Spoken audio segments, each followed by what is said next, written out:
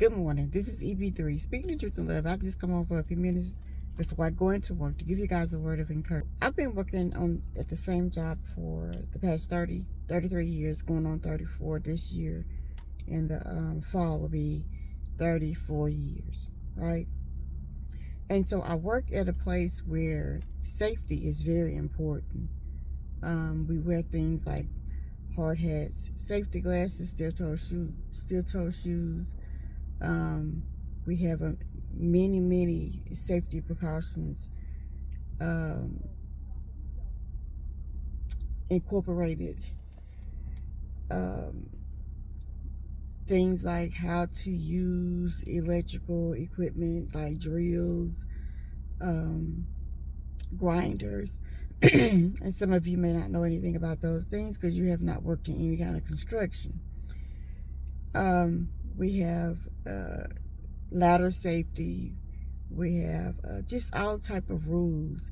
Some are specific towards coming from OSHA, which is a governmental safety department.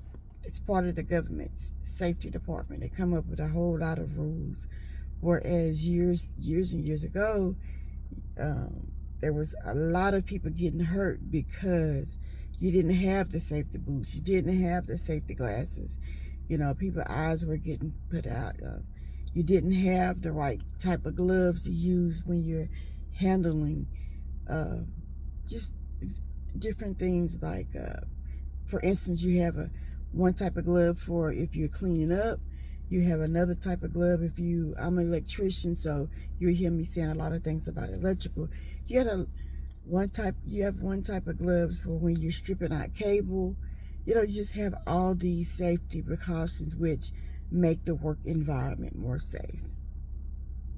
So I said that because I want you to understand that I come from a background where safety is very important. It's like safety where I come from and the industry that I've been working in all these years, and now being in management in some capacity for the last 15 years.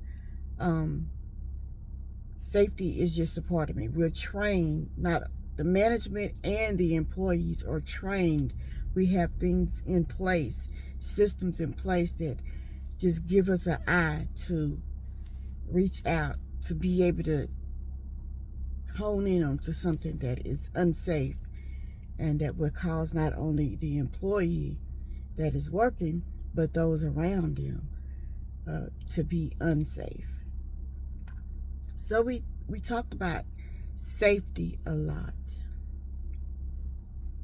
So I said that to say there are so many people in this world that just go out and do things and not think about their safety. Now, don't get me wrong. I am all for going for your dreams. I'm all for, people going and traveling and having a good time. But you should always be aware of your surroundings. And I think a lot of times we say as Christians, oh, I trust in the Lord and everything is going to be all right because I trust God. God is in control. And trust me, I believe that with my whole heart, soul, and mind. But the Bible also says, watch as well as pray. We've got to come to the place where we understand, first as women in general, we got to understand that we are more vulnerable than the others. And so when you're traveling, when you're going places, let somebody know. I mean, I understand that you're 3 times 7. You're 3 times 7, okay. All right. But you're still vulnerable to the evils of this world. And yes, God's mercy covers us, but we are in a fallen world, and a lot of things can happen to good people. So I said it to say, let somebody know when you're getting ready to go somewhere. You don't have to let the whole world know. Like, you don't have to put it on social media. You don't have to put it on your Facebook or your Instagram until you come back home or whatever. But let somebody know who cares about you. Because believe me, no matter how much you think you're an island by yourself, there are people in your life who literally cares about you, who will look for you if you're missing. But if nobody knows that you are supposed to be leaving at a certain time and coming back at a certain time or date, whether it's a time or a date, people should know when you're supposed to be back from your travels. And that is if you are, traveling from state to state, if you're traveling out of the country, whatever it is, people should know. You should have somebody in your life to know, to start looking for you if you don't come back by a certain time. Reach out to somebody and let them know, hey, I'm on my trip, it's going well, and I'll check back in with you in a couple days. It's all about safety. It's not about control, but it's all about safety. Now, yesterday, what made me think about safety, again, remember what I said at the top. I come from a place where safety is important. A lot of things have happened in my life as a youth, as a child, as a baby, as a child, as a young adult. And there's a lot of things that I've seen happen to people that are close to me that makes me more cautious. So I'm already very aware of my surroundings at all times. I'm very aware of the people. I pretty much know when I'm amongst people who don't appreciate who I am, what I stand for.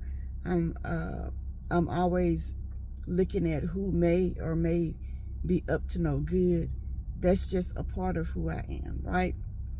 But I also want to say this. I want to get that out the way, but I also want to say this. Listen, we have to be careful and be mindful of how we handle our children. And it starts as babies. I saw this young lady driving. She wasn't speeding. She was on her phone, but she wasn't speeding. And even her being on her phone, that's unsafe. But what struck me most is she had her newborn baby in the car seat, in the front seat. Now, again, remember what I talked about, safety? It is unsafe to put our babies, our newborn babies, in the front seat. I don't know if you've ever been in a car wreck, but I've been in a couple car wrecks. And I'm going to tell you something. I'm a short woman. I'm 5'1", okay? I'm short. I've always been short. I didn't get to be that tall until I was in my 20s. I'm short, right? Those airbags beat a short person up, like a full adult short person. It's unsafe for a baby to be in the front seat. It's very unsafe for a baby to be in the front seat. If you don't know, if you're not aware of how easy it is for a child to get killed in a car wreck, being in the front seat, even a 3-foot child is supposed to be in the back. You're supposed to be a certain height when you are in the front seat. And being a newborn baby, that is unsafe. We have got to understand what we're doing, when we're doing it, and why we're doing it. Safety first, people. Safety first. Um, it is so many other things that are dangerous in this world. We have to make sure that we are doing the right things, the most safe thing, the safest thing, because there's nothing guaranteed, but we have to make sure we do the most safe thing for our little ones. They don't know any better. They don't know any better. It's just like you tell. I remember when my kids were little and they wanted to sit in the front because unfortunately they short like me, but they're taller than me now as adults, but they've always been like the shortest in the class, and they're young men now, but they've always been like the shortest in the class, and they're just starting to really get in their late teens and early 20s. My oldest 21 just started getting a little height. So I don't see either one of them getting to be not 5. I don't see either one of them getting to be 6'1", 6'2", and all that stuff. They'll be blessed if they get to be 5'9". But at any rate, they used to be so mad at me because I wouldn't let them sit in the front seat. We have to make choices for them when they're little. We have to make safe choices for us, ourselves, and for those that we love. It's so easy to be taken out of this world for just a little nothing. Listen, if the person is want to speed by you, let them go. Don't argue with them. You know, you gotta. I always say your number one job is to make it back home safe to your family. Your number one job is to make it home safe to your family. So being an extra hero, doing crazy stuff that doesn't matter, speeding, drinking drunk. Look, we know people are going to do what they want to do. You know, you may drink. This is not even a video about. I'm not a drinker, but at the same time, I realize that people are going to drink. That's a part of our society. People are going to drink. People are going to smoke. People are going to do all these different things. But let's not do it while we're driving. Let's not take a chance on causing somebody else to lose their life. You could lose your life, but you could also cause somebody else to lose their life. So let's be more mindful of what is safe and what is not safe. And I'm not saying play it safe when you're trying to start a business. I'm not saying play it safe when it comes to love. But you do need to be cautious when it comes to love, because there's a lot of people doing a lot of things. Like me personally, I don't want nobody that's not truthful, that doesn't know who they are, and that's living a lie coming in my life. And so, again, we got to be mindful of what we're doing. And you don't want no pedophiles coming in your life, around your children and your grandchildren. You know, so you have to be mindful of your surroundings, and we have to pray for discernment. And if you're not a Christian, if you don't understand what some of my terms mean, if you're not one who's been in an environment where you have to worry about safety a lot, I think we need to learn how to Google some stuff, read some articles, read textbooks, go back to reading and researching things to see what's the best way to go on a lot of things. Anyway, this has been EB3, speaking the truth in love. Be blessed, be a blessing. I am out. Oh, and by the way, like, subscribe, drop a comment, and share. Be blessed. I'm out.